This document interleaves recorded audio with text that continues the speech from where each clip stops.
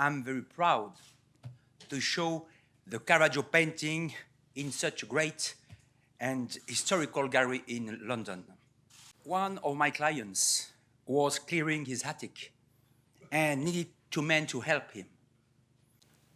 I have to tell you that a few years before, burglars broke into the attic and stole many things, including Art Deco perfume bottles. Fortunately, our painting was not Art Deco. On the 23rd of April 2014, late in the morning, my client called me again because he had found a painting and wanted my opinion on it. I went to his house and climbed the stairs to the landing of the attic, where the painting was displayed. At this point, there was what was like a fog across the whole canvas. The painting was blurred, and it was almost impossible to see the details, but I was impressed by the strength of the composition. The client told me that a long time before, the water had got into the attic through a leak. When he discovered the leak, he plugged the hole, but he didn't see the painting. In fact, the water has flowed down the painting, but nobody has noticed. I sent the photo to Eric Turquin. Most of the auctioneers in France use his services because he's considered as an independent and the most competent specialist on the continent. When I sent him the pictures, I was sure he will call me in the afternoon. Around 4 o'clock, Mr. Stéphane Pinta, one of Eric Turquin's colleagues, phoned me. Where is him, Stéphane? Do you remember what you told me? You needed to do some research on it, and you needed to see it in Paris as soon as possible. 5 years later, I'm delighted to present it for the auction. This magnificent story began in Toulouse. It has to continue in Toulouse. That's why the owner and myself have chosen the city to sell it on the 27th of June at the City Concert Hall, the Halle. You'll find all practical informations in the press pack we're going to give you, and even more on our website, the ToulouseCaravaggio.com. Thank you very much.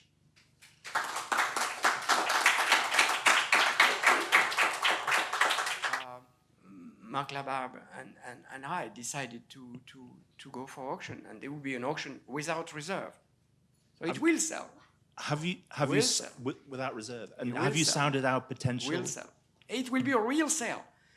We had a lot of interest on this painting, but the idea to go for sale first, it's an old dream for me, and who knows what this picture is worth?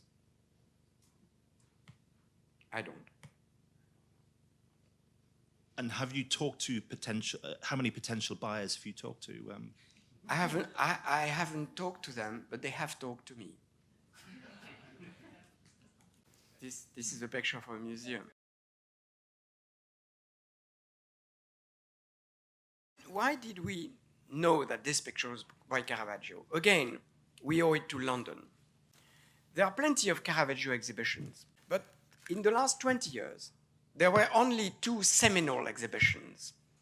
The first one was this exhibition in London in 2005, Caravaggio, The Final Years. There were about 15 Caravaggios and a few doubtful pictures or a few copies. This exhibition was crucial for us as art historians, because that's when we discovered that the late years were the best years. And then Caravaggio, who started like a relatively classic painter, from his late Roman years, from his Neapolitan period to which this belongs, becomes really fascinating artist. Becomes that's when he's really the most creative, also the most difficult to appreciate sometimes. And the second wonderful exhibition in Caravaggio, I think, was the 2 years ago in Milan, Dentro Caravaggio, which is organized by Rossella Vaudrey, with 23 Caravaggios. Apart from that, there are Caravaggio exhibitions everywhere. Everybody's writing on Caravaggio, but very few books, very few exhibitions are really scientific, that is, bringing something new. And in that show, in the London show, there was this,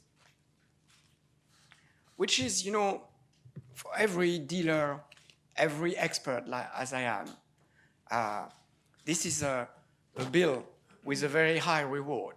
Find it. This was the copy, known and published as the only thing that was left of a great Caravaggio that had disappeared. And we believe that we should ask for the reward because we believe we have found it. Now, why do we think we have found it? During the 300 years when Caravaggio was forgotten, we don't know what was the life of this picture, but we can suspect that it was, or at least in the 18th century, agitated, because the picture was relined in France between 1790 and 1820. And we know that for sure because the picture is not on its original stretcher. The stretcher was changed, and it's a key stretcher. And these type of stretchers were invented in France in the 1790s when so many pictures were collected by the French army. Why do we think this picture is by Caravaggio? And not only that it is by Caravaggio, but that amongst the Caravaggio that are known today, this is one of the great pictures. It's not just an addition, it's a major addition to the known oeuvre of the artist. So let's go to facts. Facts are 5 documents, 17th century documents. First 17th century document in the Mantova archives. There's a letter from a kind of lawyer, kind of accountant, who is the agent, Ottavio Gentili, who is the agent of the Duke of Mantua. Ottavio Gentili has been sent to Naples to purchase the whole collection of pictures. Marginally, he explains what he's doing, but marginally there's one sentence that is interesting for us, where he says, "And I have seen 2 bellissime cose di Caravaggio, which are with Finson, that he painted while he was there." First document. Second document, so 10 days later, we have a letter from Franz Purbus, his expert. Those were the days where experts knew how to paint. His expert, Franz Purbus, who succeeded Rubens as the advisor, as the expert to the Duke of Mantua. And then we have a larger, more precise description of the picture in 5 lines, again, in the Mantua archives. One is a rosary, which is this picture, which is today in Vienna. And he describes it as a pitture d'Ancona. It's an altarpiece, a large painting. And he described a second picture, an Holofernes and Judith. Holofernes and Judith. So he is alive, which is very rare. He's not alive for long, but he is alive. Generally, you show Judith and Holofernes because you only see a part of his body, his head generally. And he says, this is a picture da camera, so for an interior, with 3 figures half length, which fits exactly with our picture. 1617, third document. Death of Finson. Finson, who was a painter, a second-rate painter, but a first-class dealer. He was a major dealer, very rich, very active. Finson sold more than 15 Caravaggios, and he sold them in France. So there's still more to find there. So that third document, the will of Finson.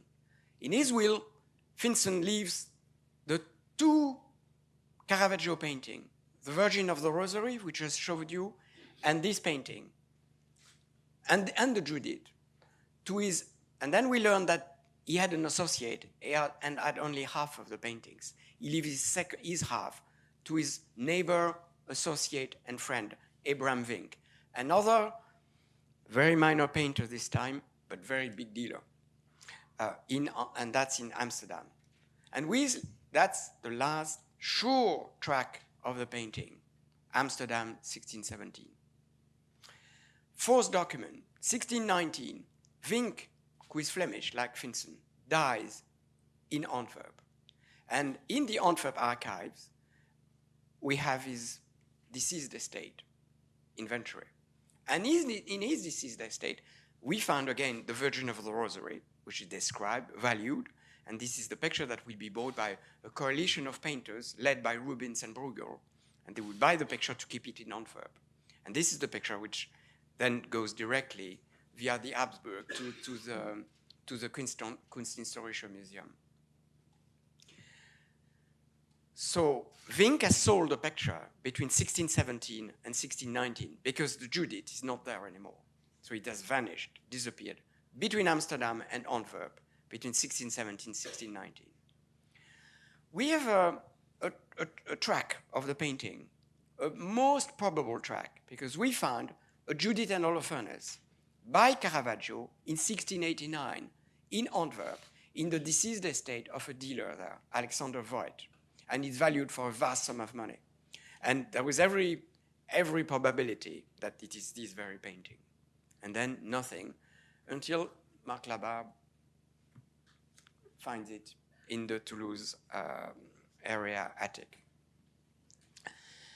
We have tried to go back and establish a direct link. It's just not possible.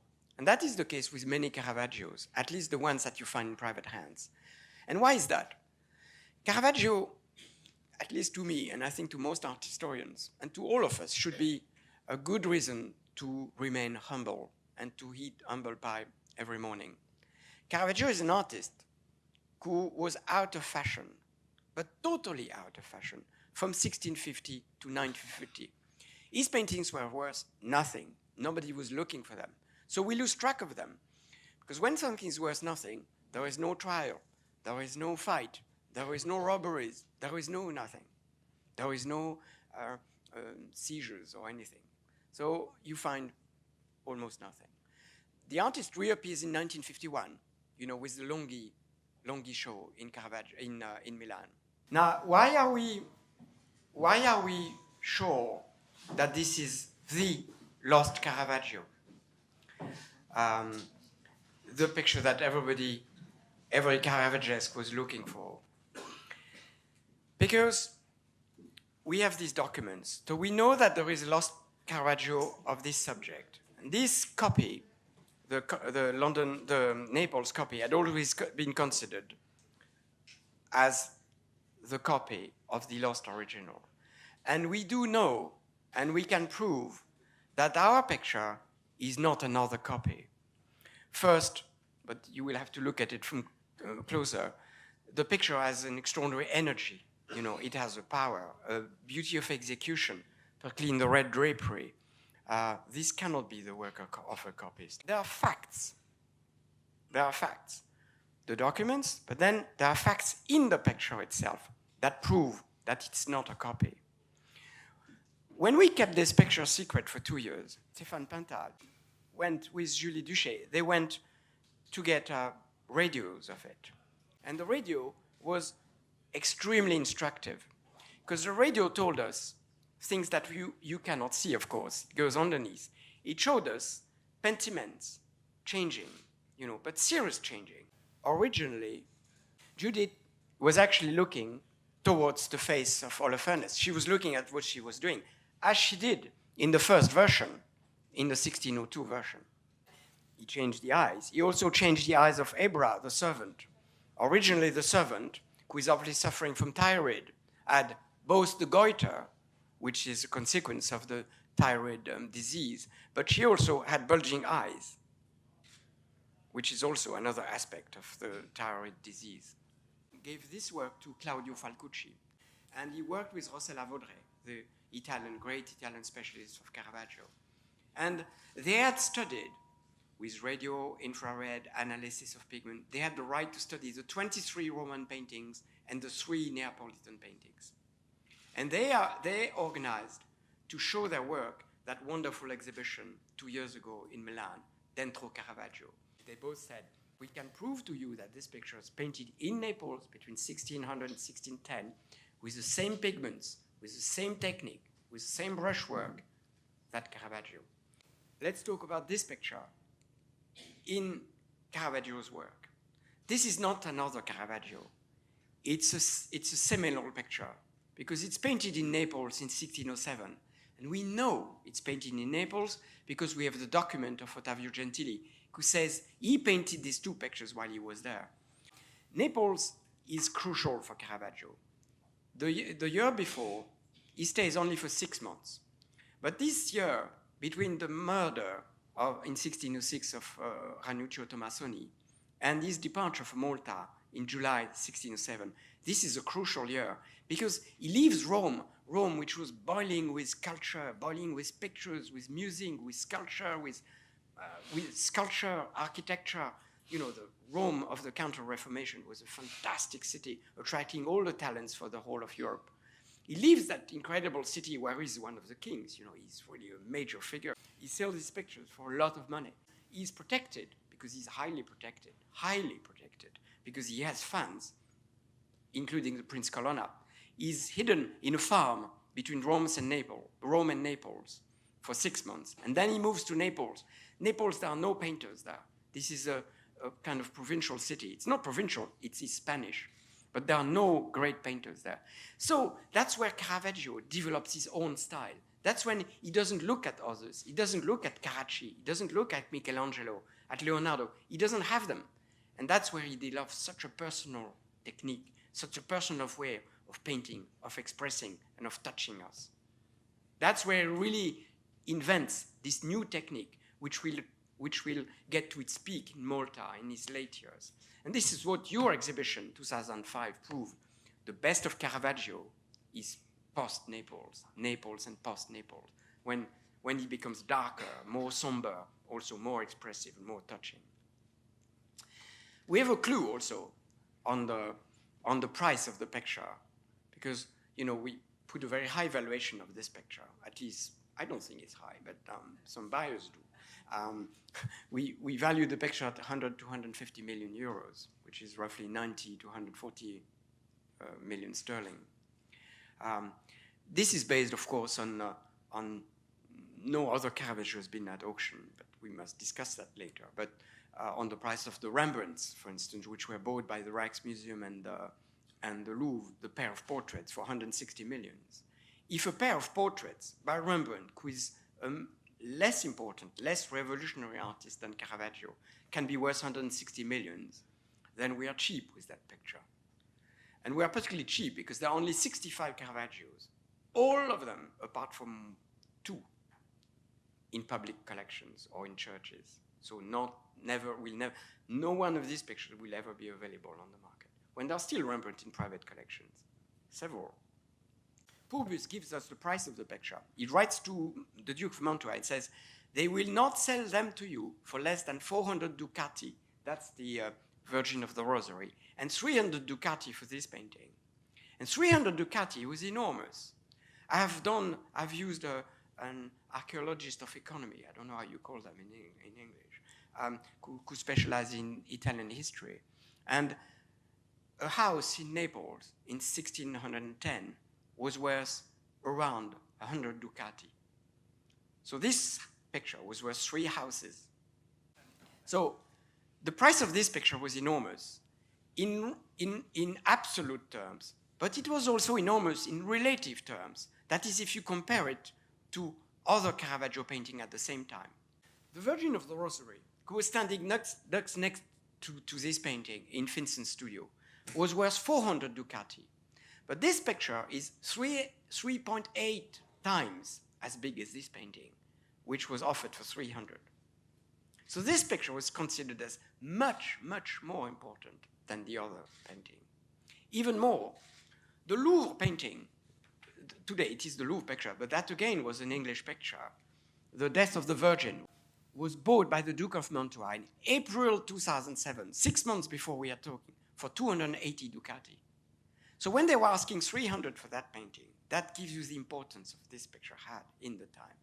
And it is precisely, I think, the grandeur, the beauty, the surprise of this painting that makes it so difficult for many art historians to recognize. Everybody recognizes that it is a great picture.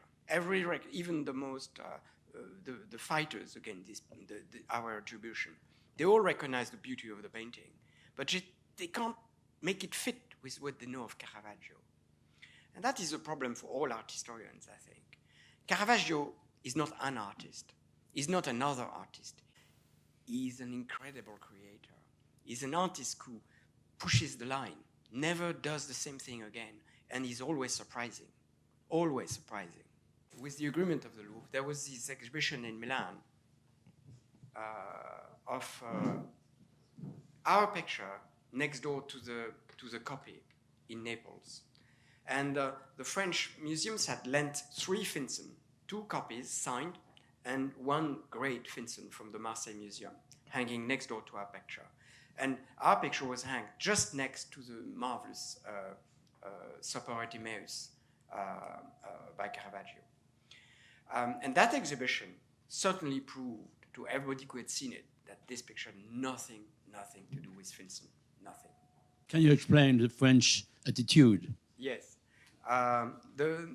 We kept the picture for 2 years, secret. Nobody could see it. After 18 months, I showed the picture to the Louvre, to the curator of the Italian pictures, and then to curator-in-chief, and then to the director. And they immediately told me that this was a marvelous find, it was fantastic, but it was not a picture for them. Because the price we put on the export mark was 120 million, and 100 million euros, 100 million sterling. This is 15 years of acquisition for the Musée du Louvre. For a picture which was already very well represented. They have 3 very major pictures, including the Death of the Virgin, which is probably the iconic Caravaggio. They have the portrait of Alov de Vignacourt, fantastic picture from the Neapolitan picture. And that they have these early paintings. Not only they have 3 Caravaggio, but they have the 3 major periods of Caravaggio, plus one of the best paintings by the artist in Rouen, which is the Flagellation. The enemies of Caravaggio were French. His enemies, as a painter, were Claude Lorrain and Nicolas Poussin, both contemporaries, both settled in Rome at the time of Caravaggio, just after his death, 1620, for both of them.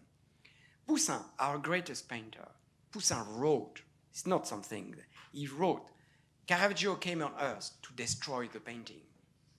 That is strong, no? And it's Poussin, Claude Lorrain, the classics, who invented the classic language in painting. And these classics won, and after 1650, Caravaggio was finished. They had won. Poussin was still painting and triumphant. Thank you very much for your attention.